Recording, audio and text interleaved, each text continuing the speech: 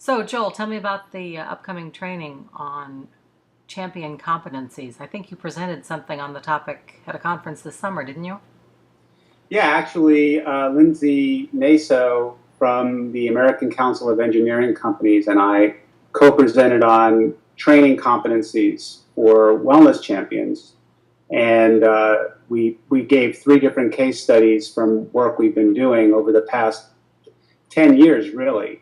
One on an online learning system, which participants in this program can use. Another one where we developed a 10 competency model for ACEC, and which we'll also be incorporating for this training.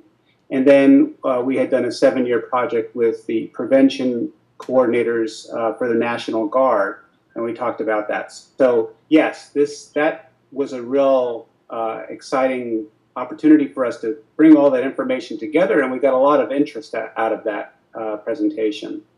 Sounds like you probably learned a whole lot over the past 10 years about the critical role that champions play in making a program successful. We like to think so. There's so much going on now. I think the whole field has woken up to the idea that an effective wellness program is not just about health risk assessments and campaigns, but the individual who is the boots on the ground. And I'm not talking about the wellness coordinator, but we're talking, well, it could be the wellness coordinator, but it also oftentimes are the informal advocates and spark plugs, ambassadors. So more and more people are recognizing the importance of that individual and the need for that individual to have a certain level of competency. Yeah, because the wellness coordinator, uh, you can't do it alone. That's for sure. No, and I mean in your work too, which is why I'm so excited about this collaboration, Michaela. You know, you have been doing HP Live for how long? I'd have to say I think maybe 5 years. And how many presentations do you have available for at no cost on your site there? How much? I haven't counted recently, but there's probably 200 really, good enduring value webinars. So why do you think then this is relevant, or what's different about the new champion certification we're going to be doing together than what you have up on your site? Well, I think the information we have is very topical, and certainly it's a good resource if you're looking for, I don't know, like how to put together a vending machine policy, or I don't know, I can't think of anything off the top of my head really, but Well, that kind of there's so much there. yeah, there is tons of stuff there from the CDC scorecard to NIOSH to actually one, I think probably more than one, on the importance of champions.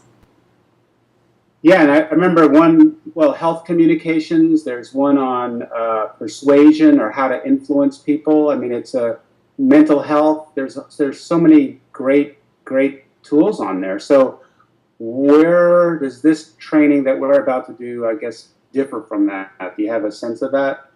Why not just keep doing that? The definition of insanity. I don't think you should edit that out. Oh, well, maybe not. Because I think, am I right that people can have all the content, but they're not necessarily using it in a framework for professional growth? Right. Yeah. I sort of think of this training as more of I don't know, kind of a systems approach. You've got to have you've got to have the environmental pieces so that, if you have the content, it's great, but if you can't actually operationalize it, it's kind of a waste. Yeah, so that's, I think, I mean, I was hoping you'd say something like that, because it's sort of like the difference between content-driven learning versus competency-pulling learning. Like, I think we are looking for people to attend this training who are really interested in growth and in professional development and in becoming a change agent rather than people who just want to learn some new information. I think, I mean, the people who should sign up for this are those who are really interested in becoming advocates for change. Everybody talks about, at least this is how I think about it, culture of health or creating a wellness culture. Mm-hmm. And it doesn't happen with information and content. It happens with people. So all those case studies that I talked about and the other work that we've done coaching, it's really about getting people to be aware of their own personal wellness, their relationships with others at work, how they transfer knowledge into the work climate, a whole variety of things that we'll be talking about in the training. Well, we've got some great speakers. We do. People who are actually in the trenches doing this on a daily basis. We've got great resources.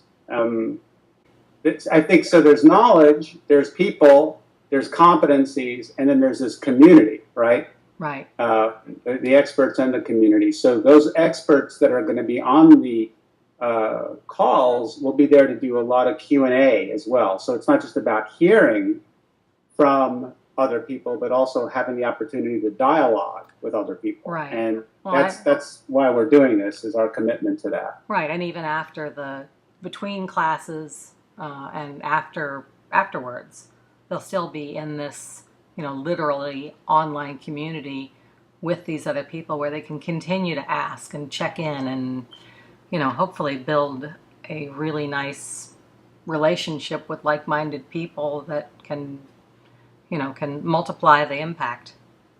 Now, you have an electronic portal that you're setting up for that, right? Yeah, on State of Wellness. You want to describe what that will look like, or kind of like a group you would find on LinkedIn or Facebook, except it's a closed group. It's only available to people who take this class. A lot of things. There's forums. There's a document place where you can upload and share documents. There's sort of the typical Facebook timeline sort of things where you can comment and share and normal type community things. But I think it's going to be really nice to have some number of people in there with the presenters and such, and just to be able to have that ongoing dialogue. I think it's so sad to me when you go to a presentation and it's just so good and you want to keep that energy and keep talking about it, and it's over. Yeah, I think too many conferences are just, they're content driven rather than purposeful in terms of what's the transfer opportunity. And we want to do that different because that's where adult learning really occurs. So I'm excited that that portal will be there, will be available, and the resources will be there. So I think it just seems like a formula for success to me. Always better if you go through this with a buddy. If you don't have a buddy, we'll try and buddy you up. Is that right? I'm sorry you said that. I was envisioning you buttering them. You're saying you're going to buddy them up. No buttering. No buttering? Good. Buttering up. I have been called obsequious in the past, but we won't put that in here. Purple and clairvoyant. But that's Steve Martin and not important at this time. Everybody who's listening to this, I try very hard.